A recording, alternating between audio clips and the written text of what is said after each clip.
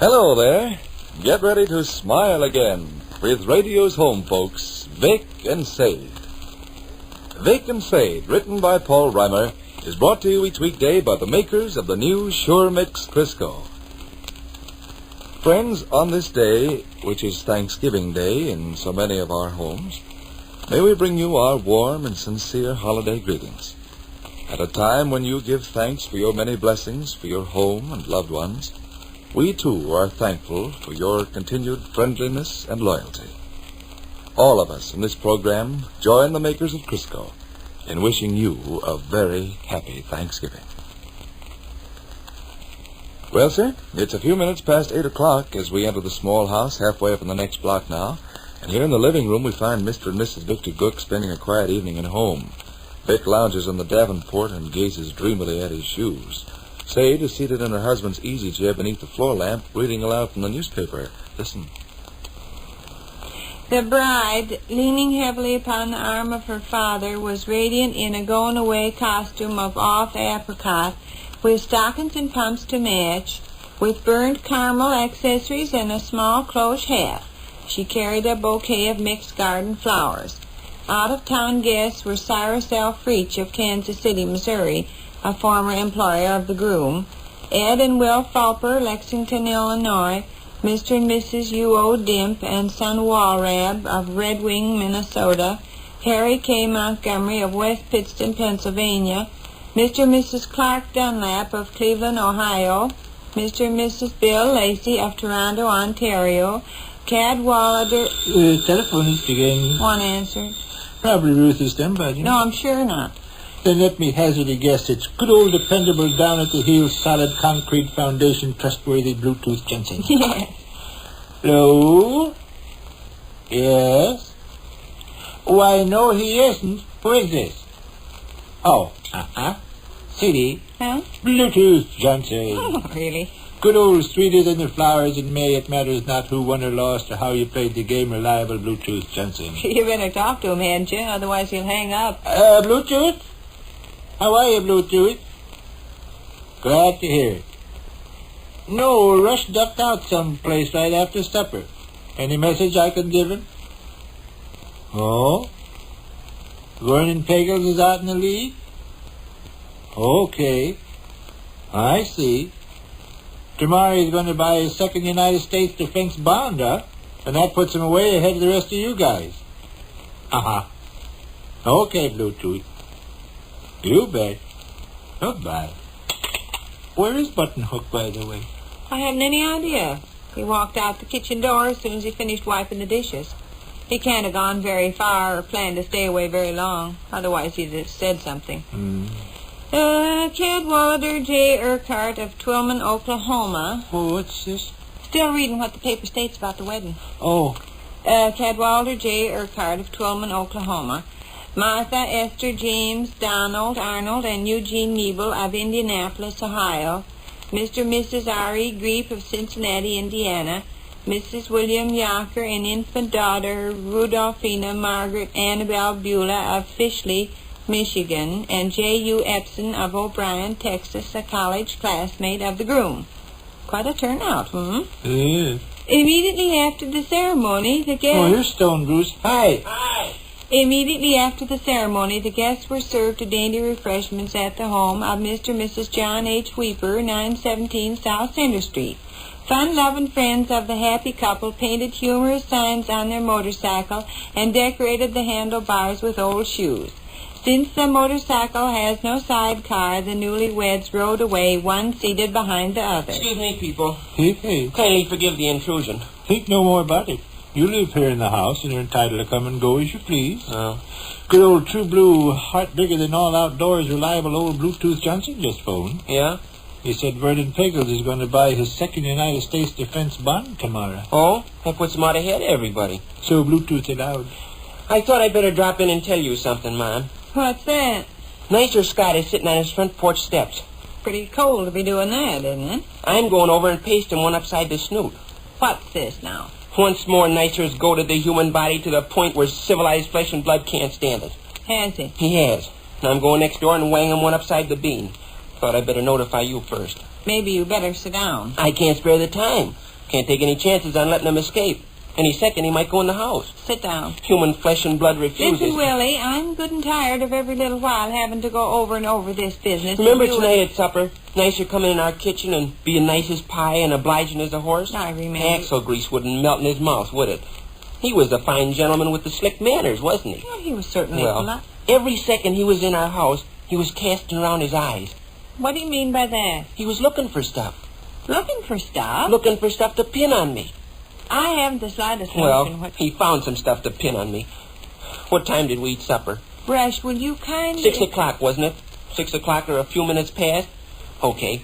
Well, by 7:30, he'd been all over town with his meanness. I think... Strolled up to the corner of Kelsey and Virginia. Smelly Clark, Willis Rohrback, and Leland Richards were sitting under the streetlight. When they saw me, they let out a screech. Mom, in less than an hour and a half, Nicer Scott had made me an object of ridicule before the human race. You ask him what he's talking about. What you talking about? It's my knife and fork. Knife and fork? Yeah. I think the weather's done something to the child. What about your knife and fork? When Nicer was in the kitchen the night during supper, he spotted my knife and fork. Vinegar crew at old Saddle Soap. Papa's completely in Oh, the your little knife and fork? My little knife and fork. You have the key to this mystery? You know his little knife and fork he eats with. I eat with him because you put him beside my plate. I always put 'em beside your plate.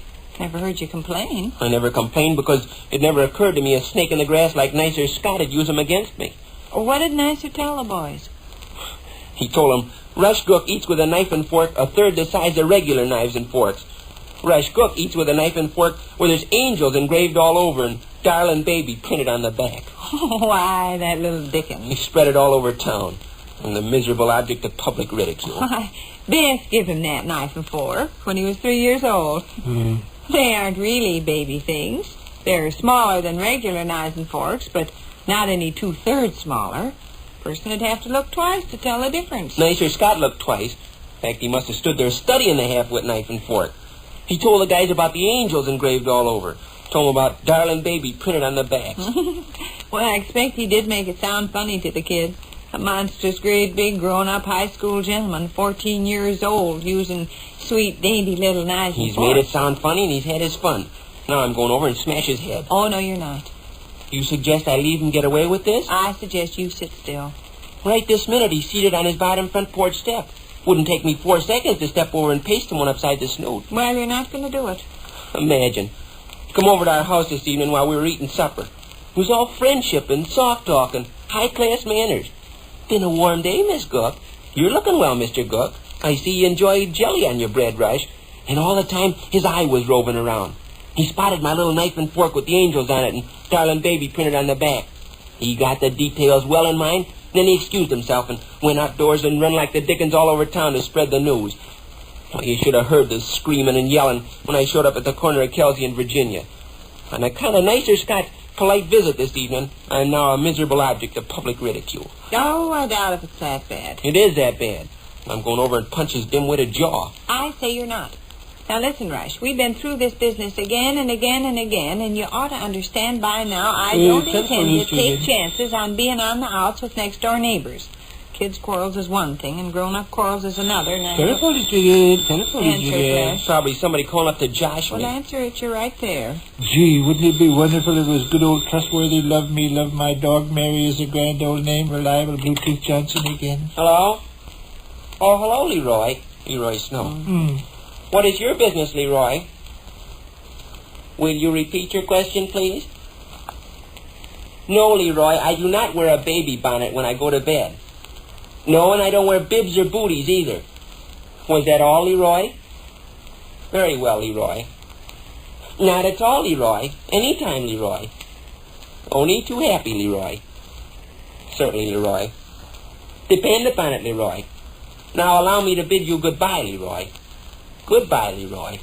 See, They're just having a little fun at your expense, I'll sir. smash Nicer Scott's chin. Of course, you'll do nothing of the kind. Pete, allow me to tell you a little story about Benjamin Franklin and what he said to his manservant while flying a kite near the city of Philadelphia early in the year 1820. It just so happened this man, the servant's name was Charlie, and there was nothing he liked better than bread with sugar on it. Well, sir, according to history, Benjamin Cell phone's ringing. Oh, so it is, by George. If it could only be good old brown as a berry, even Stephen, dependable Bluetooth Johnson. Hello? Oh, yes, Milton. Milton Welch. Oh. What brings you to the telephone, Milton? Hope you didn't disturb me while I was sitting on my father's knee while he sung me to sleep, huh? Not at all, Milton. I assure you I wasn't sitting on my father's knee being sung sleep. Uh-huh. Uh-huh. You bet. Well, just awful nice of you to call. Yes, indeed. I'll call again sometime, won't you? You bet. Okay, Milton. Sure thing, Milton. Goodbye, Milton. Wonderful stuff, huh? I will step next door and fix Nicer Scott good. No, you won't. Goodness, talk about making a camel's back out of a molehill. Now, what do you care? It is kind of halfway comical, a big 14-year-old high school gentleman using a dainty little knife and fork with darling baby on it to eat his supper with. Is it kind of halfway comical a baboon like Nicer Scott would enter my private home like a wolf in sheep's Well, clothing? sure, you'd probably have done the same thing. I bet if you caught Heine Call across the street eating his supper with a little knife and fork like yours, The you'd... telephone is ringing. I'll get it. Always something, huh? Hello? Yes? Who? I seem to recognize the voice, but I can't quite place it. Mildred? Mildred who, please? Risdell? Fisdell? Bizdell? T like in time off? Oh, Tisdall. Oh, sure, I recollect you now. Mildred Tisdall, isn't it? Hey. Hey is right. What is your business, Mildred? Mildred. Do I feed myself with my little knife and fork, or do my parents do it? Uh-huh. Why, I feed myself, Mildred. Yes. Not at all, and thanks for calling. Certainly. Certainly. Goodbye, Miss Ricedale, or whatever it is. Ah, yes, Gisdell. Goodbye, Miss Gisdell. See, even the girls. Oh, you lead a miserable life. I'll go next door and lop Nicer Scott's ears down around his chin. I don't think you will. Listen, you can explain to your friends it was your mother's fault. It is, too. Mm-hmm. I've always thought of that little engraved knife and fork as being what Rush uses to eat with. Year after year, ever since he started eating with knives and forks, I've put 'em beside his plate. And like I say, they're not actually baby things. They're almost as big as regular knives and forks. When I set the table, I invariably get 'em out of the drawer and put 'em beside Willie's plate. It's never crossed my mind I had a grown-up 14-year-old man for a son and was giving him knives and forks covered over with angels and marked darling baby. Silly, huh? Oh, forgive me, Ashtray. Oh, it's okay, I guess. Is it? Sure. Begin to see the comical side, huh? Yeah. Well, where are you going? Upstairs. Read a nice book? Uh-huh. Well, that's fine. Oh. I'll put your little knife and fork away in the buffet someplace. Okay. Stuff happens, don't it? Stuff happens. Where was I here in my newspaper piece? Why, say, I left out a whole paragraph. Did you? List of names.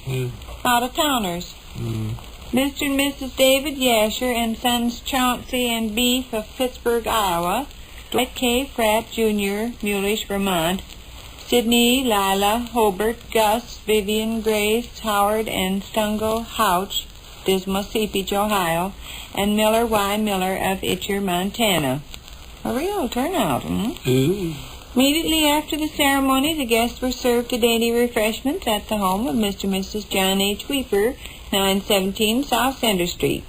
Fun-loving friends of the happy young couple painted humorous signs on their motorcycle and decorated the handlebars with old shoes. Since the motorcycle has no sidecar, the newlyweds rode away, one seated behind the other. Well, seems like there's always something doing at that small house halfway up in the next block. So be sure to come along when we visit Vic and Sade the next time. This is Ed Hurley speaking. This is the Red Network of the National Broadcasting Company.